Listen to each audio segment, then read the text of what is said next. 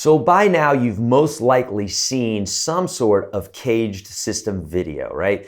The system that allows you to play one chord 5 different ways across the fretboard according to the 5 basic major open chord shapes of C, A, G, E, and D, right?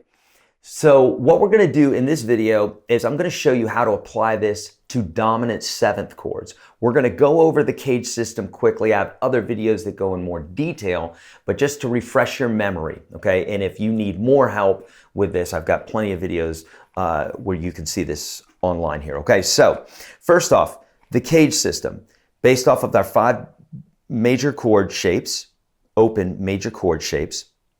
F is not one of them because that is based off of the E major shape. Okay, a lot of people say, what about the F? Well, it's based off, this basic F is based off of the E major shape, right? If we take our C major chord, we play it like that. We can also play an A formation of the same flavor chord, C major. We can also play a G major form. We can also play an E major form and a D major form. Now that's new to you. I have a PDF for you on this as well. When you look at the PDF and you see it all together, you see the different chords, and then you see them all glued together with the seams, it's going to absolutely make sense to you. And of course, I'll have the dominant 7th chords in there that we're going to cover in just a moment as well. So for that, click on the link in the description of this video and you'll find that.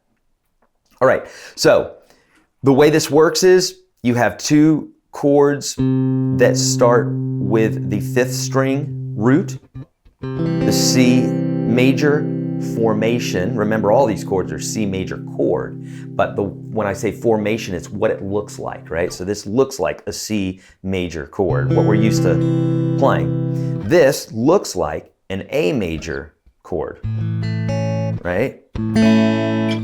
Bumped up to the 3rd fret, and of course that makes it not an A major anymore, it makes it a C major. So that's why I'm calling a C major chord with an A formation. So going forward, we'll say formation when we're talking about how our fingers are going to look. So that's A, and then here's a C as well on the 6th string. So we can create our G and our E chord off of the 6th string root because both of those major open chords have 6th string roots.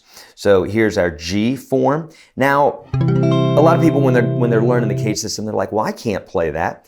Listen, you can play it eventually after some practice, but the most important thing is understanding in our brains where these shapes are at, because it's going to help with soloing, improvisation, creating guitar parts. You don't necessarily, I don't grab this shape, this chord shape here, but I know where it's at. So I can use it for arpeggiating or creating licks and that sort of thing. So there's 2 parts of understanding the CAGED system. It's understanding what's happening on the neck. That's the concept. And then there's the second part, which is actually practicing the parts so you can play the arpeggios, the chords, that sort of thing. But that takes some time. The concept you can get in an instant, okay? So there's our G shape. So far we have the C shape, the A shape, the G shape. Here is the E shape. Both based off of the C that's on the 6th string. So here's our E shape. We call it the E shape because it looks like the E major chord. Easy enough, right? If we take this C, we go down 2 strings, up 2 frets, we have another C, and then we have our D formation. Again, we're not going to go into a ton of detail there because there's lots of videos on the web about the CAGED system, but not a ton that show you how, in fact, I don't know if there's any, I'm sure there's something out there, but how to create dominant 7th chords from this, because you can do it with the same bit. So let's think about this for just a moment, using the same formations, but just making them a 7th chord. Now let's talk real quick. A dominant 7th chord is a major chord, which is the 1, the 3, and the 5 from the major scale. You don't have to know this, but for my theory aficionados, for people that like to know why, like I do, this is why. A dominant 7th chord is a major triad with a flatted 7 on top. So we're talking about C major. If I play through the scale, 1, 2, 3, 4, 5, 6, 7, and I flatten that 7, that's the note that we're going to apply into the chord that's going to give us that dominant 7th chord sound. You hear this a lot in blues and jazz and that sort of thing. Pop music as well. So for this first one here, if you know the C7 shape, just add that pinky, and that's our first shape, the CAGED shape for the dominant 7th chord. And this, if we don't include the high E string, is movable. So just playing the 4 inside strings, 2, 3, 4, and 5, we can move that nicely up and down the fretboard to be able to play that in all 12 keys, okay? So remember, the C and the A are based off of the 5th string root. So here's our C formation. Then we're gonna have our A formation. So think about an A major chord. Here's an A7 chord. We'll play this with fingers 3 and 4 so we can bar, move up the fretboard. There's our C 7th chord, dominant 7th. And that 7th is in the same spot.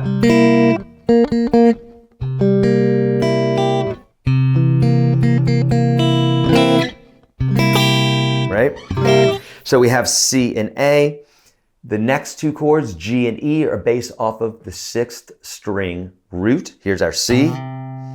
And we know that our G major looks like that. Again, we don't have to play it. We just need to know where the notes are at. We need to bring this note down a whole step. And so basically, fingering wise, maybe a little bit challenging, but we just need to know where the notes are at. Another way you could think about it is, here's G major chord, here's a G7. And so basically playing that with fingers 2, 3, and 4 so we can bar, and just bringing that up like this. Not a very usable shape, but nonetheless good to know, especially if we're creating arpeggios and that sort of thing. We said the G and the E are both based off of the 6th string root. So here is our E major chord. Looks like this. Here's an E7, we lift that pinky up. So if we slide that up to the C, there's our C dominant 7th chord. So it looks just like the major chord, lift the pinky. By the way, we've taken one chord, the C major chord, and we've just created 9 versions, right? We said 5 major chord versions, so far 4 dominant 7th chord. So here's our 10th chord here, which is the D7 formation. Again, these are all C chords, so the first 5 were C major, and these next are C dominant 7th, but we're using the CAGED system to allow us to play all over the fretboard. Now, before I forget, for those folks that are like, hey, that's great for that chord, but what about all the other chords? Well, if you just take anything that we've done here and bump it up, if you want to do this all in C sharp, then you would just bump everything up a half step. And I would really advise you to do that after this video. Is that if once you get it in C, bump it up a half step, do all the same thing. Because we can become a little bit reliant on the fret markers and that sort of thing, and other places of interest, if you will, landmarks that would keep you in the right place. So you want to be able to do this linearly in any key. Okay, so a D7 looks like this. So we're using the D7 shape, freeing up our first finger so we can bar. And that is what our C7 shape is going to look like. This is a C. We're going to go down 2 strings, up 2 frets, and that is our tonic, and that is what our 7th chord looks like, or a dominant 7th chord. Now, it's going to be so much easier, friends, if you look at the PDF. I have that for you for free. You don't need to sign up or anything. Just click that link that's right below this video. It's my gift to you. I have some other gifts for you as well. You'll find them on that same page there. But friends, I'm here to help you play guitar, and I'm very passionate about it. So anything that I can help you with, please let me know. Lots of free, amazing resources, including a free course for you at that link below. I'm here to help you. Leave those comments, subscribe, thumbs up, and all that good stuff. Thanks so much for watching. I'll see you in the next video.